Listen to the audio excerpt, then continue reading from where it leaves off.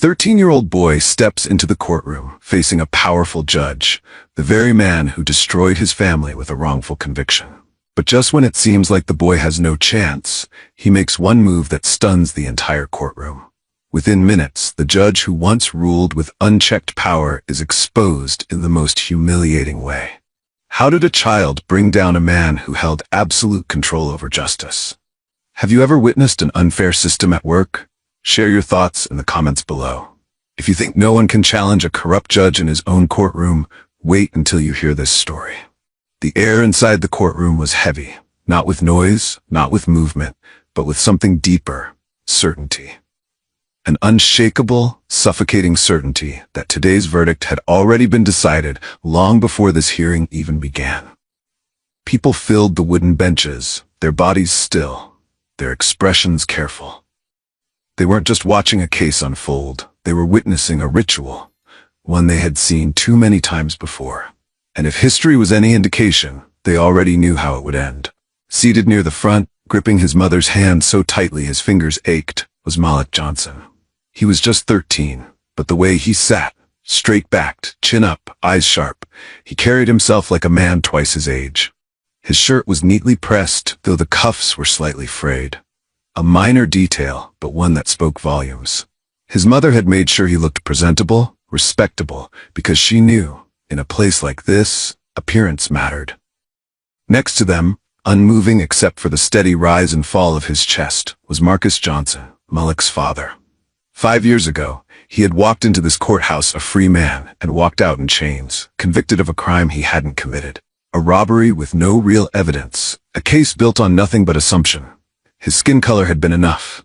And now, after years of fighting for another chance, here they were. A final appeal. But there was no relief in the room. No quiet hope whispering that justice might finally be served.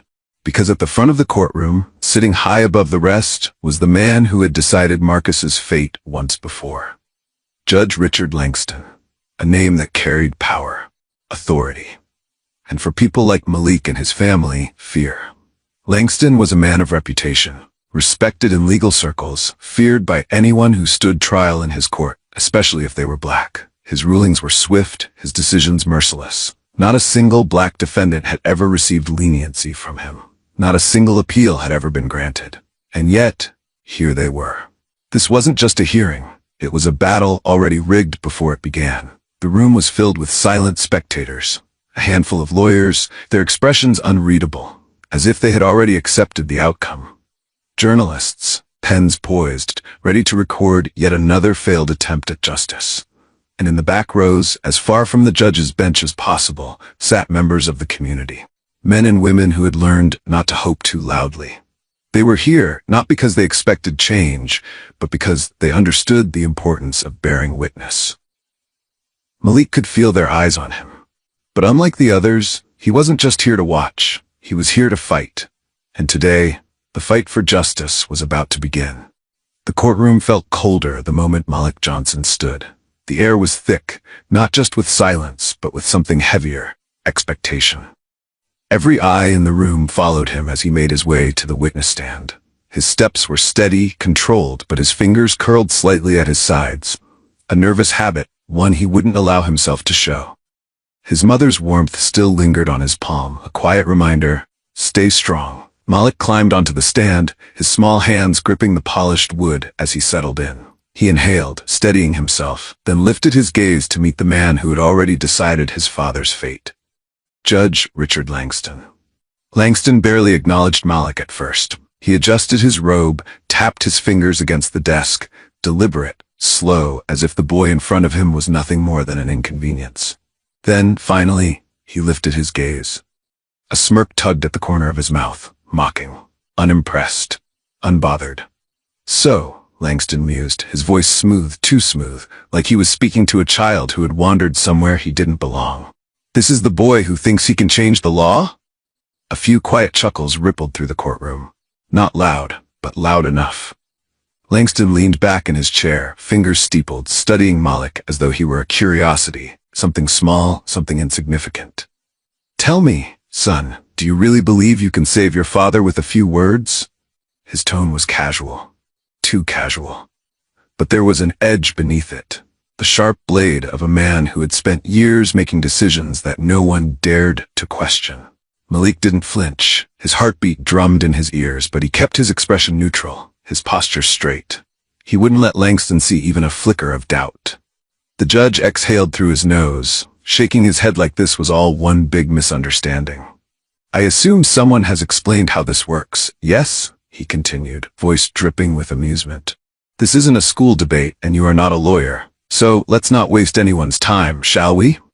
He waved a hand dismissively. "Go ahead, say what you came to say. Let's hear this grand speech of yours."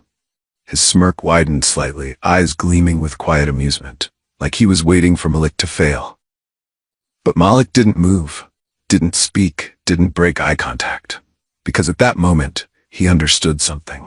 This wasn't just about proving his father's innocence. This was about proving that no matter how young, no matter how powerless they thought he was, his voice would be heard. A hush spread through the room, heavier than before. The air was thick with something unspoken, shame, discomfort, maybe even guilt. A few people shifted in their seats. Some turned their heads away, their gazes dropping to the floor or fixating on the papers in front of them. They wouldn't meet Malik's eyes. They wouldn't watch what was happening. Because they knew. They knew what this was. It wasn't a legal proceeding. It wasn't justice. It was a performance. A ritual. Judge Langston wasn't questioning Malik to seek the truth. He was toying with him, using his power like a cat batting around a mouse. Amused, entertained, cruel. A lawyer near the front inhaled sharply but said nothing. A journalist adjusted their grip on their pen but didn't write a word. This wasn't new. It had happened before. It would happen again. But there was someone who couldn't turn away. Malik's mother sat perfectly still, her hands folded in her lap, her back straight, but her lips, pressed tightly together, were trembling at the edges. She was holding it in, holding everything in. Her fingers twitched slightly, as if she wanted to reach for Malik, to pull him back, to shield him from the humiliation unfolding before her eyes. But she didn't move. She couldn't.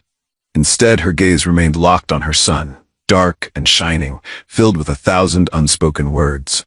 Pain, pride, fear. She knew this was Malik's fight now. And the hardest thing she had ever done was let him stand there and fight it. For a moment, Malik didn't respond. He didn't shrink under the weight of Judge Langston's stare. He didn't fidget, didn't glance away. He simply stood his ground.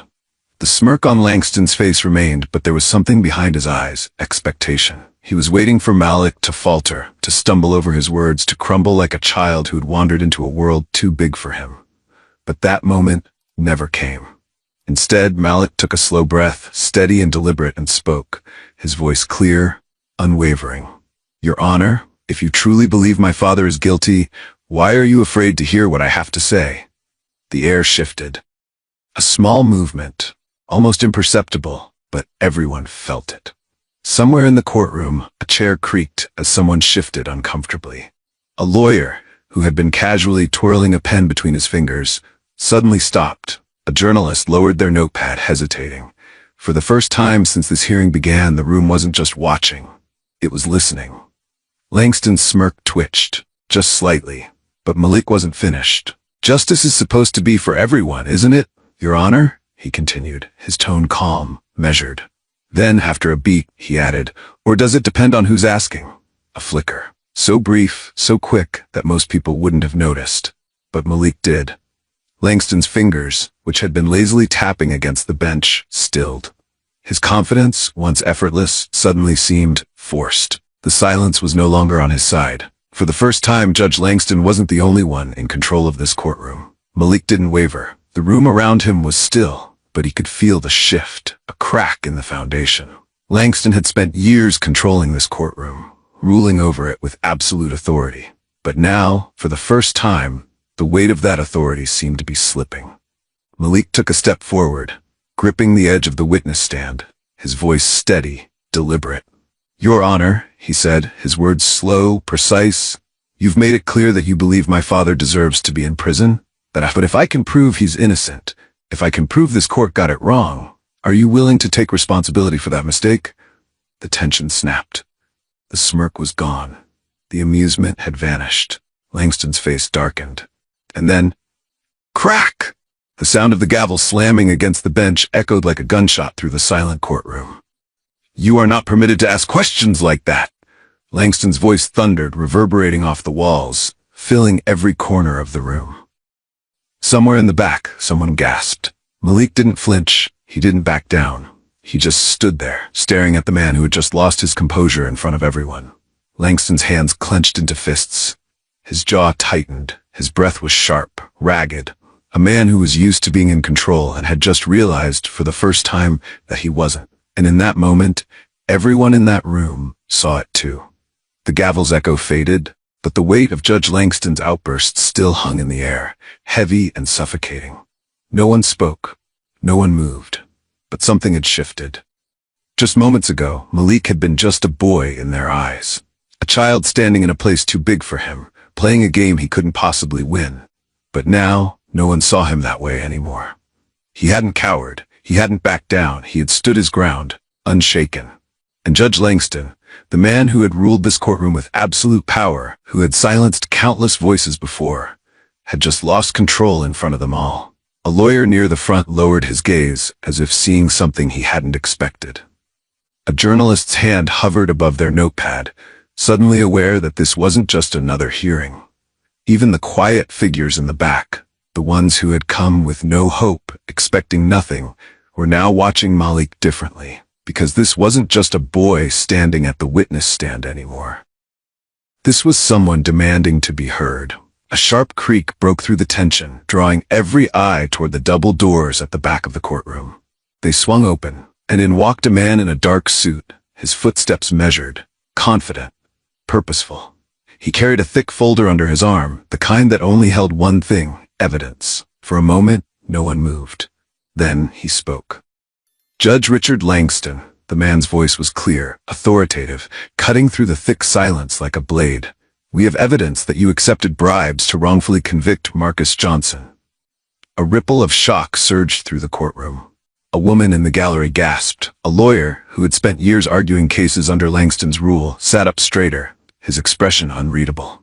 The journalist who had hesitated before now furiously scribbled down notes. But it was Langston's reaction that electrified the room. His face froze, not in anger, but in something far more revealing. Fear. "And not just him," the man continued, taking another step forward. "We have reason to believe that you've orchestrated wrongful convictions for years, sentencing innocent men and women for personal and financial gain." The tension snapped like a live wire. A wave of voices erupted from the back of the courtroom. Murmurs, gasps, sharp intakes of breath. People weren't just shocked. They were witnessing the impossible, the fall of a man who had spent years believing he was untouchable. The agent standing in the aisle didn't move. He didn't need to. Instead, he reached into his folder, pulled out a small black device, and pressed play. A faint click echoed through the courtroom speakers. Then, a voice everyone in that room recognized. "You'll get your conviction. Just make sure the money is in my account by the end of the week." Judge Langston's voice. A stunned silence crashed over the room. It was suffocating, absolute, as if the walls themselves were absorbing the weight of what had just been revealed. "Then, the evidence doesn't matter. What matters is the verdict. And Marcus Johnson is going away." The words hung in the air, dripping with arrogance, with certainty, with guilt. Langston's breath hitched. His fingers, which had been gripping the edge of his bench, twitched. His once unshakable confidence was unraveling, exposed for all to see. A murmur rippled through the courtroom, growing louder, swelling into something undeniable. People were staring at him now, not with the fear they once held, but with something new. Disgust. And just like that, the man who had ruled this courtroom with an iron fist was now the one on trial. Langston's lips parted, but no words came out. His chest rose and fell in short, uneven breaths. His fingers gripped the bench so tightly his knuckles turned white. This wasn't how today was supposed to go. This was his courtroom. His domain. He had controlled every trial, every ruling, every fate that passed through these doors. And yet, right now in front of everyone, he was the one being judged. This is outrageous. His voice cracked, a sharp contrast to the commanding tone he had once wielded so effortlessly. No one moved. No one defended him. Not the attorneys who had once spoken his praises. Not the clerks who had served beneath him, not even the officers stationed in the room. For the first time in his career, Langston was completely alone. "This is a setup," he barked, his voice louder now, desperate. "You can't trust a recording. It could be manipulated." But there was something beneath the fury, something raw, something exposed. Fear. For the first time, the man who had spent his life passing judgment realized his own was coming. For a second, there was nothing, just silence. Then, chaos. The courtroom exploded into a storm of voices, emotions spilling out like a dam had finally burst. A woman in the back let out a sob, clutching her chest as tears streamed down her face. She wasn't crying out of sadness. It was something deeper. Something raw. Years of injustice, years of knowing the system was rigged but never being able to prove it, had finally cracked open. "I knew it," someone shouted, their voice shaking with rage. A man stood from his seat, his fists clenched at his sides. "How many people did you do this to?" Another voice bellowed, the weight of betrayal thick in their tone. The noise swelled, filling every corner of the courtroom. A surge of anger, of relief, of disbelief. Langston reeled back, his face pale, his eyes darting wildly as if looking for an escape. But there was none. Because this wasn't just a revelation. This was the moment justice finally turned against him. The courtroom was in chaos. Voices clashed, outrage and vindication colliding in the air. Some shouted, others wept. But amidst the storm of emotions, one sound cut through it all. The heavy stomp of approaching footsteps.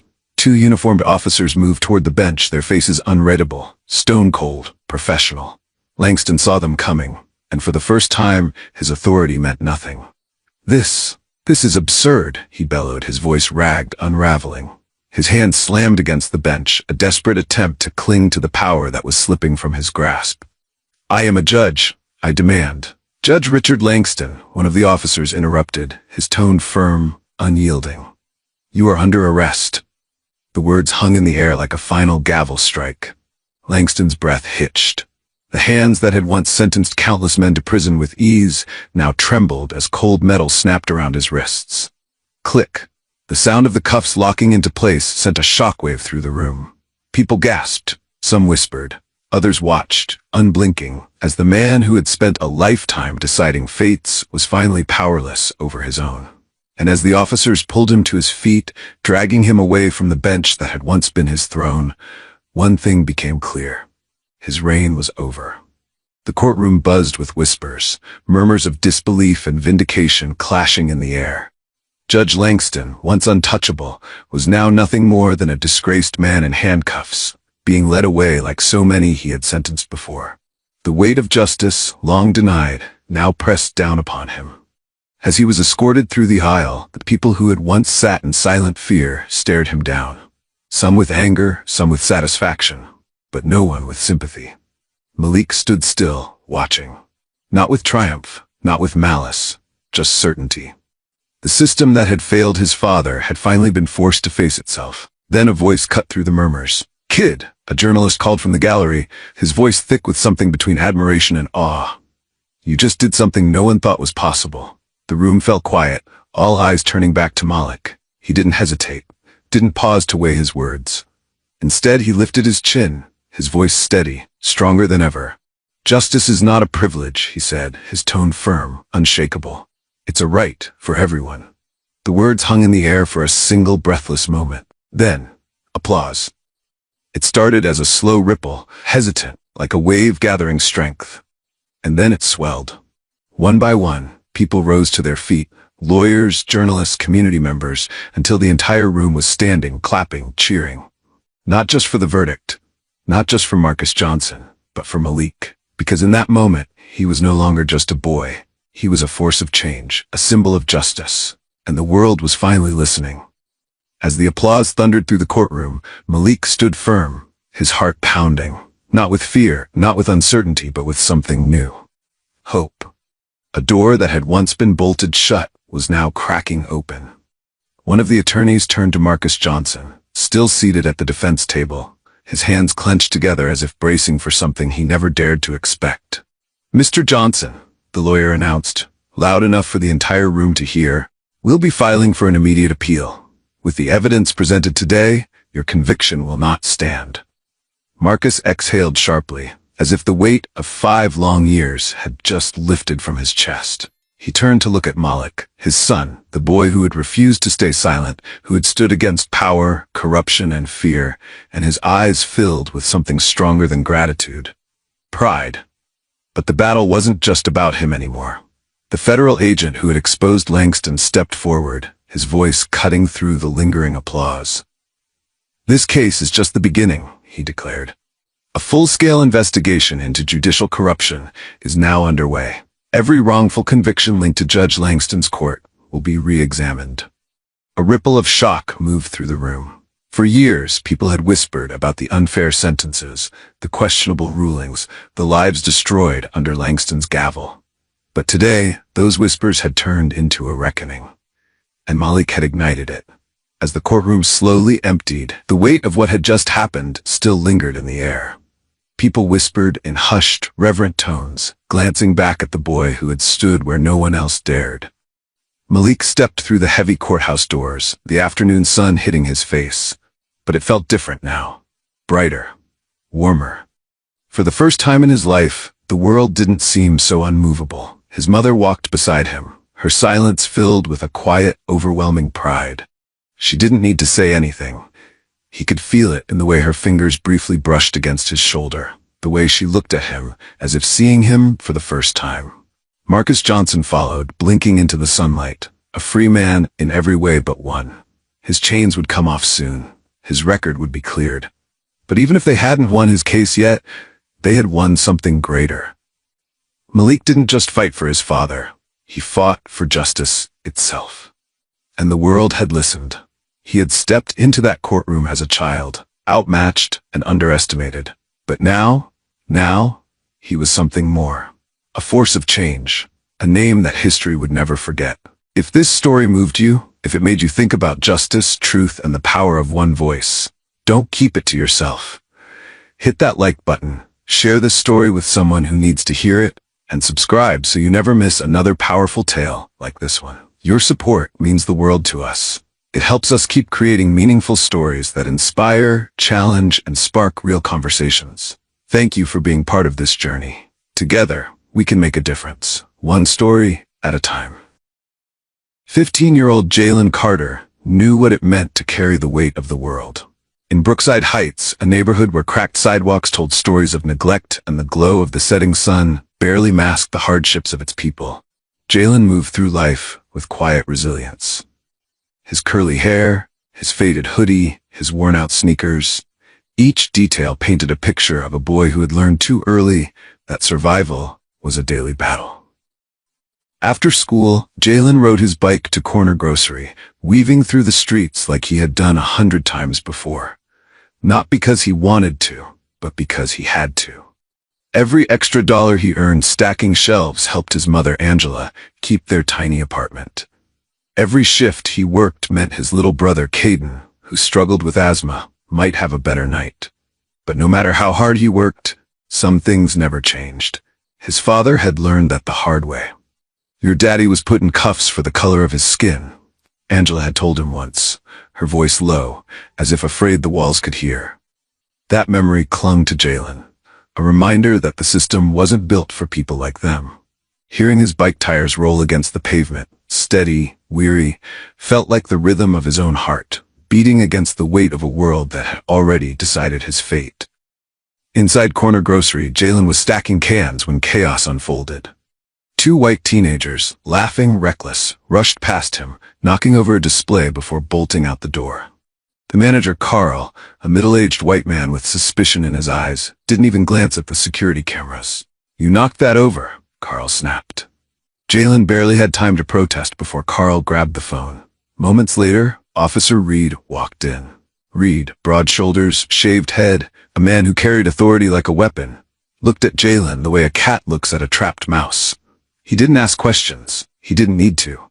"You again," Reed muttered, shaking his head as if Jalen had already been convicted. Without hesitation, he pulled out his cuffs, grabbing Jalen's wrist with a grip that burned. Jalen froze. His breath hitched. "I didn't do anything," he said, his voice even, but his heart pounded. Reed smirked. "Kids like you belong here." Then, leaning in, his voice dropped to a chilling whisper. Your daddy didn't help me years ago. Now, you get to pay the price. The cold metal of the handcuffs locked around Jalen's wrists, cold as hate, tight as the grip of a system that had never let go. The world outside went on as usual. People walked by, barely sparing a glance at the black teenager being shoved into a police car. No one questioned it. No one stopped it. Because in places like Brookside Heights, this was just how things worked. Inside the squad car, the stench of leather and sweat filled Jalen's lungs. His hands, stiff from the cuffs, clenched into fists. He turned to the window, staring at the city flashing past. Streets he had known his whole life, now blurring into a place he might never return to. Reed let out a low chuckle. Stay quiet, or I'll add more charges. Jalen didn't respond. His fingers curled around the inside of his hoodie pocket, gripping onto the worn edges of an old photograph. His father, his mother, a time before everything was stolen. The anger inside him burned, but he wouldn't let it break him. Not yet. Do you believe justice can still exist for kids like Jalen? If you want to see him fight back, keep watching, because somewhere, somehow, justice is waiting to be claimed. If this story moves you, hit the like button, share it, and subscribe for more stories of resilience. Your support helps us keep the fight for truth alive. Let's dive in. The cell was small. Too small. Jalen sat on a hard metal bench, his wrists raw and bruised from the cuffs. The flickering fluorescent light above him buzzed like an insect trapped behind glass, a low, grating hum that filled the silence. Steel bars lined his world now, cold, rigid, unyielding. The air was thick with the stale stench of sweat and something sour, something rotting. It clung to his skin, burrowing deep into his lungs. The walls felt closer than they should. He shifted slightly, wincing as his wrist grazed the rough metal of the bench. The dried blood where the cuffs had bitten into his skin cracked with the movement. His hands curled into fists, trying to hold on to something, anything, that felt solid. His breath was steady, but his chest was tight, as if the air itself carried weight. Then, a thought cut through the fog of fear. Caden. Jalen could picture his little brother lying in bed, struggling to breathe, his small chest rising and falling in uneven rhythms. The memory of his wheezing echoed in Jalen's ears. Was he okay? Was Mom holding it together without him?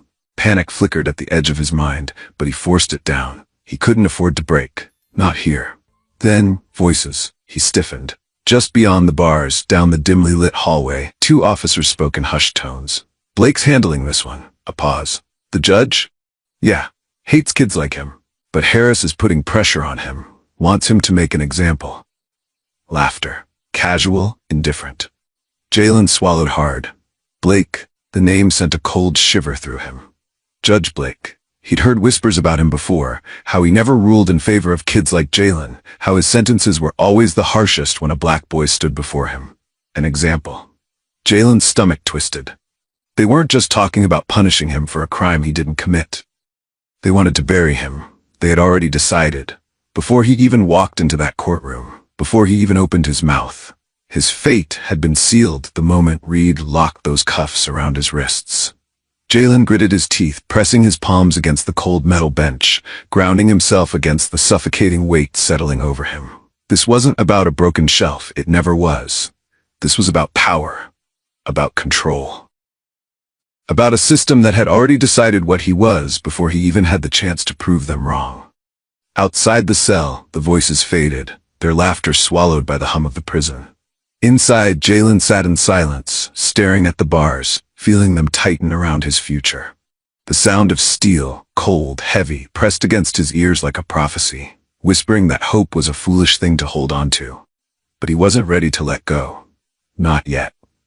The cell door screeched open. Jalen didn't move. He didn't flinch. But his body knew. His muscles tensed before his mind even registered the danger. Officer Reed stepped inside, his heavy boots thudding against the concrete, deliberate, controlled. A predator entering a cage where he already owned the prey. Jalen didn't look up. He wouldn't give him that satisfaction. A sharp laugh. Still got some fight in you, huh? Reed's voice was low, amused, like he was enjoying this. Then a hand yanked him up. Jalen gasped as his back slammed against the cold concrete wall. His breath stuttered from the impact, but he held firm. He wouldn't break, not in front of him. Reed leaned in close, his breath thick with coffee and something bitter. Jalen refused to turn away. "You listen to me, boy," Reed murmured, his fingers tightening around Jalen's collar. "Keep your mouth shut, or I'll stack the charges so high you'll forget what daylight looks like." Silence. Jalen clenched his jaw. "You think anyone's gonna believe you?" Reed scoffed. "A black kid from Brookside Heights?" Jalen's fists curled at his sides. "Face it," Reed sneered, his grip tightening before shoving Jalen harder into the wall. "No one gives a damn what happens to you. And me? I haven't forgotten your old man." Jalen's breath caught. "He should have played nice when I asked for his help," Reed continued, his voice dropping to a whisper. "Now his son gets to pay the price." Something inside Jalen snapped. His father's face flashed in his mind, the strength in his eyes, the quiet dignity in his stance. His mother's voice echoed, "Don't let them win." Reed saw the flicker of defiance. His eyes darkened. "You got something to say, kid?" he challenged. Jalen's heart pounded, rage simmering beneath his skin, but he stayed silent. Not because he was afraid, but because he understood something now. Reed wanted him to crack. He wanted a reaction. And Jalen wasn't going to give him one. So instead, he did something that made Reed's jaw clench. He smiled. It was small, almost imperceptible. But it was there, and it made Reed's nostrils flare. Feel that helplessness, Jalen's rage, frozen under Reed's sneer. But a spark had been lit, and he wouldn't let Caden lose him too. Reed's grip tightened for just a second before he let go, shoving Jalen aside. "You'll learn," he muttered before stepping back toward the door. Jalen didn't answer. Didn't give him the reaction he wanted. But as Reed left, Jalen's fingers curled around the loose lace of his sneaker. His mother's words whispered through his mind. Don't let them win. He wouldn't. Not now. Not ever. The phone rang 3 times before a voice finally answered. Angela gripped the receiver so tightly her knuckles turned white. Her voice trembled, barely holding together the panic threatening to consume her. "Please, Mr. Rivera. You have to help my son." There was a pause on the other end, then a steady, measured voice responded. "Angela, I've heard. I know what's happening." Tears burned at the edges of her eyes, but she blinked them away. There was no time to break down. "I have something," she whispered. "A photo of our family. It connects to Blake." Silence. Then Rivera's voice dropped lower, more urgent. "Angela, listen to me. I have a file on Blake. But a file alone won't be enough. We need proof, something irrefutable." Angela's fingers trembled as she pressed the photo against her chest. This was it. The one thing that might save her son. "I'll get it to you," she said. "Just, please, get my baby out of there." Jalen's hands curled around the fabric of his hoodie. The rough seat of the transport van vibrated beneath him as the vehicle rumbled down the road. The thick air inside smelled of sweat and rust, and the cuffs on his wrists rattled against the metal restraints. But Jalen wasn't thinking about any of that. He was thinking about the weight inside his pocket. The photo, his fingers pressed against the worn edges through the fabric. A piece of paper, small and fragile, but holding something far bigger than ink and faded colors. A memory, a connection, a truth that they never wanted to come to light. His heart pounded, not from fear, from something else. A fire. Small but fierce. For the first time since those cold cuffs had locked around his wrists, Jalen allowed himself to believe. Maybe, just maybe, there was still a way out. As the van turned sharply, his grip on the photo tightened. He wasn't walking into that courtroom alone. The courtroom felt heavier than it should. Not just quiet, but suffocating. The kind of silence that didn't come from respect, but from inevitability. A silence that told Jalen this wasn't justice. It was theater. Then the door creaked open. Slow, deliberate footsteps echoed against the polished marble floor, each step carrying the weight of a verdict already decided. The air in the room seemed to tighten, thick with unspoken truths. Judge Blake had arrived. His black robe swayed like a storm cloud as he stepped onto the bench. The heavy gavel in his grip wasn't just a tool, it was a weapon. His presence alone seemed to pull the warmth from the room, leaving behind only a cold certainty. Jalen didn't move. He had never met Judge Blake before, but he knew him. He had heard his name whispered in hushed tones at barbershops, in kitchen conversations his mother thought he couldn't hear. He had seen the aftermath of his rulings, the lost faces, the heavy shackles, the futures erased with a single slam of the gavel. And now it was his turn. Blake's icy blue eyes landed on him. Not in curiosity, not even in scrutiny, but in dismissal. Then a slow smirk. Another one. His voice was almost amused, as if he had seen this story before and already knew the ending. He adjusted his robe, settling into his chair with the ease of a man who didn't question his power, because he had never needed to. The room held its breath. Blake turned his head slightly, barely looking at Officer Reed. His voice dropped, just above a whisper. "If this kid walks, Harris buries me. Make it clean." Jalen felt his stomach drop. It wasn't a trial, it was a transaction.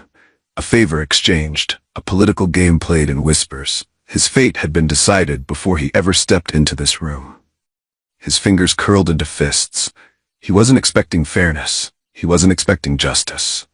But as Judge Blake's cold gaze settled back on him, waiting for him to shrink, to accept what was coming, Jalen did something else.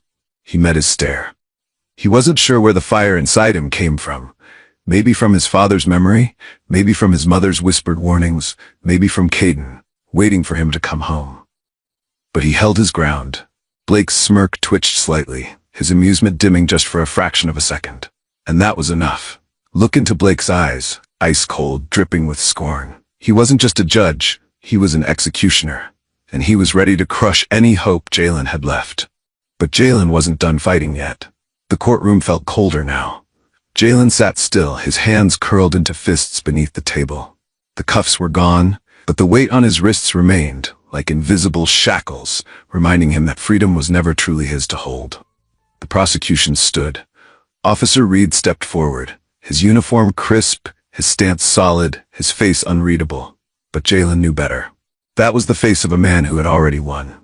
Reed cleared his throat, then spoke. "I caught the suspect in the act. He knocked over the shelves, attempted to flee, and when confronted, he resisted arrest." Lie. Jalen's nails dug into his palms. "I detained him immediately, following standard procedure." Lie. "We have every reason to believe he intended to steal from the store." Lie. The words came smooth, polished, practiced. Across the room, Jalen saw the store manager, Carl Coleman, nodding along. His arms were crossed, his expression neutral, but his eyes flickered toward Blake, like he was waiting for approval. When he spoke, his voice was calm. Too calm. "That's correct. I saw the boy knocking things over. Looked nervous, shifty, like he was up to something." Another lie. Jalen's pulse pounded in his ears. He glanced toward the gallery, a sea of faces, watching but unmoving. Some looked away, shifting in their seats. A few furrowed their brows, uncomfortable. But none of them spoke. Because who would speak for a black boy in this courtroom? Blake exhaled, slow and deliberate. He tapped his gavel lightly against the bench, not to call for order, but as if he were already sealing Jalen's fate. Then he turned to Jalen with a look of feigned disappointment, shaking his head slightly. "You boys never learn, do you?" His voice was quiet, almost fatherly, but the ice beneath it cut deep. Then to the courtroom, louder now. "Enough. This young man is precisely the kind that needs proper correction before it's too late." Jalen's jaw clenched. The lies slid through the air like poison, smooth, deliberate, meant to seep into the cracks and take hold. He wanted to yell, to fight, to demand they look at the truth. But truth didn't matter here. Not in Judge Blake's courtroom. Not when the story had already been written before Jalen even opened his mouth. But beneath the crushing weight of it all, beneath the chains they were tightening around him with every word, his fire still burned. They weren't done yet, and neither was he. The room felt like it was closing in. The air was thick, heavy with something unspoken, something festering beneath the surface. Lies had been laid like bricks, stacking higher and higher, building the walls around Jalen until there was nothing left but the space they allowed him to exist in. He couldn't breathe. His pulse pounded in his ears as Blake's words hung in the air like smoke. "Enough. This young man is precisely the kind that needs proper correction before it's too late." Jalen's fingers curled into the fabric of his pants. His body tensed, coiled like a spring loom too tight. No, not this time. His chair scraped against the polished floor as he stood. Every movement felt electric, like a storm crackling through his veins, like thunder waiting to break. His voice, held back for too long, burned at the edges of his throat. But before he could speak, a hand clamped down on his wrist. "Wait." Rivera's voice was low, firm, a command, not a request. Jalen's head snapped to him, confusion and anger flickering across his face. "Not yet," Rivera whispered. His grip tightened just enough to hold Jalen still. Jalen's jaw clenched. "Not yet?" His mind screamed against the restraint. Every muscle in his body demanded action. But then, Blake laughed. Not just a chuckle, but a full-bodied, condescending laugh that echoed through the courtroom like a gunshot. "Oh, you really think you can win, don't you?" Blake leaned forward slightly, eyes glinting with amusement. Jalen's breath was slow, controlled. His hands slid into his hoodie pocket, fingers brushing against the edges of the worn photograph. His father's face stared back at him from the paper, frozen in time. Memories of whispered warnings. Of a case just like this. Of a man who had sat in this very courtroom decades ago, under this very judge, and walked away in chains. Jalen's grip tightened. He wasn't a victim, not this time. He was a fighter. Blake's laughter faded, but the weight of it still lingered, pressing against Jalen's skin like the heat before a storm. But storms didn't last forever, and this one was about to break. The gavel hovered in the air. Judge Blake's fingers tightened around the wooden handle, poised to bring it down, the final blow sealing Jalen's fate. His voice cut through the courtroom like a blade. 6 months in juvenile detention. A hush fell over the room. Not the quiet of order, but the quiet before impact. Jalen's heart pounded. His breath hitched. No. Before the gavel could strike, he stood. The sudden movement sent a ripple through the room. A sharp intake of breath. A murmur. Rivera turned, his eyes flashing a silent warning. Reed stiffened, his hand twitching toward his belt. But Jalen didn't care. Not anymore. His hands trembled, not with fear but with something stronger. His fingers dug into his hoodie pocket, brushing against the worn edges of the photograph. His proof. His truth. With one swift motion, he pulled it out and held it high. "Judge Blake," he said, his voice steady, unshaken. "Do you recognize this?" Silence. For a single breath, time seemed to freeze. Then Blake's expression changed. It was subtle at first. A flicker. A tightening of the jaw. Then his entire body went rigid. His eyes locked on the photograph, the color draining from his face. "No." His voice was barely more than a whisper. The picture trembled between Jalen's fingers, but the image was clear. Undeniable. A woman, young, barely 20, standing close to a man in uniform, a soldier, strong, proud. Angela Carter, his mother. And beside her, a man with familiar eyes, a quiet determination in his stance, his father. The man Judge Blake had sentenced 20 years ago. Gasps erupted from the courtroom. A murmur swept through the crowd, growing like a rising tide. People leaned forward, whispering, eyes darting between the photo and the judge. The tension cracked open, and then, chaos. That's him? He sentenced the father, now the son? Blake's hands clenched into fists. He gripped the gavel as if it could silence the truth unraveling before him. "This is irrelevant," he snapped, his voice sharp, brittle. "Sit down, boy." But Jalen didn't sit. He took a step forward. His pulse roared in his ears, but his words were clear. "You sent my father to prison, didn't you?" He let the weight of the question settle. "And now you're trying to do the same to me." Blake's lips parted, but no words came. His fingers twitched around the gavel, his knuckles turning white. The murmur in the courtroom rose into something louder, something unstoppable. A woman gasped, then another.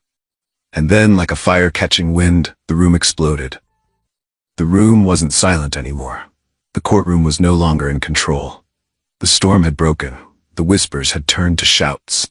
The walls of power that Blake had built for himself, layered with lies, cemented with corruption, were starting to crack. But Jalen wasn't done. He tightened his grip on the photograph, his heartbeat steady now. This wasn't just about him anymore. He turned to face Blake directly. "You sent my father to prison," Jalen said, his voice strong, unwavering. "Not because he was guilty, but because of the color of his skin." A ripple of gasps swept through the crowd. Blake's eyes darted around the room. He shifted in his chair, but his fingers were locked tight around the gavel, his last desperate attempt to hold on to control. Jalen took another step forward. "And you didn't stop there." His voice cut through the air. "You threatened my family. You made sure we stayed silent, because if the truth ever came out, it would ruin you." Blake's face darkened. "That's enough," he barked, slamming the gavel down.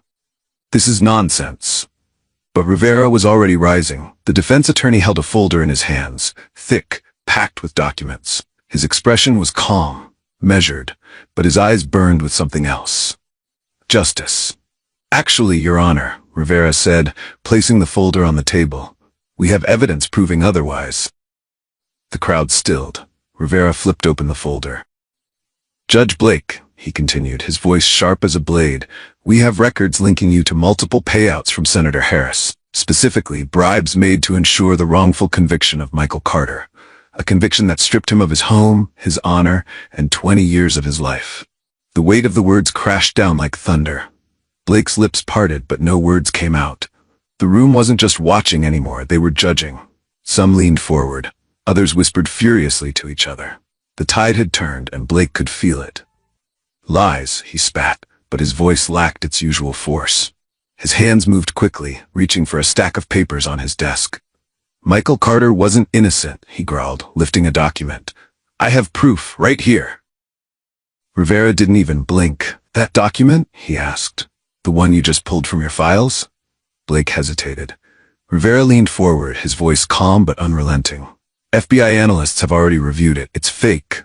A collective gasp. Blake's fingers twitched around the paper, his face drained of all color. No, his voice cracked. That's not possible. Rivera didn't let up. You fabricated evidence to put an innocent man behind bars. His words were slow, deliberate, and now you're trying to do it again. The courtroom erupted. Shouts, angry voices, people demanding answers. Blake's breathing grew shallow. For the first time in his career, he wasn't the one holding the gavel. His fingers trembled, his back pressed against the chair. Then, a final, desperate plea. Harris will protect me, he blurted out, his voice cracking under the weight of his own unraveling. More gasps. Even Reed looked uneasy now, but it was too late. Blake had just admitted the one thing he never should have said. Jalen watched as the man before him, the man who had stolen his father's freedom, who had tried to steal his own, finally crumbled. 20 years of lies had just come undone. The courtroom was alive. The weight of 20 years of corruption buried beneath layers of fear and silence had finally cracked open. Blake's panicked words still lingered in the air. Harris will protect me. A confession that couldn't be unsaid, but the moment wasn't over. Not yet. A chair scraped against the floor. Slow, deliberate. All eyes turned. An elderly black woman standing near the back of the courtroom straightened her spine. Her silver hair was neatly braided, her hands worn with age, but her eyes held fire. I saw it, she said, her voice steady, unwavering. The murmurs died down. Even Blake stopped moving. The woman took a step forward, gripping the wooden pew for support. I was there, she continued, the night Michael Carter was arrested. Jalen's breath caught. Blake's eyes darkened. I saw Judge Blake, she said, voice carrying through the courtroom like a bell ringing after a long silence. I saw him meet with the police. I saw the money change hands. Gasps rippled through the crowd, but she wasn't done. She lifted her chin. And I saw Senator Harris. I saw him threaten the Carter family. I saw him tell Blake to make sure that man never walked free again. The energy in the room shifted. A town that had watched in silence for years was now watching with new eyes. Blake opened his mouth, but no words came. His hands gripped the bench, knuckles white. Then, another voice. A man near the front stood up, tall, broad shoulders, his voice deep, firm. I have proof. The room froze. I have documents, the man continued. Bank transfers, meetings between Blake and Harris. I've been holding on to them for years, but if today is the day truth finally matters, then I'll bring them forward.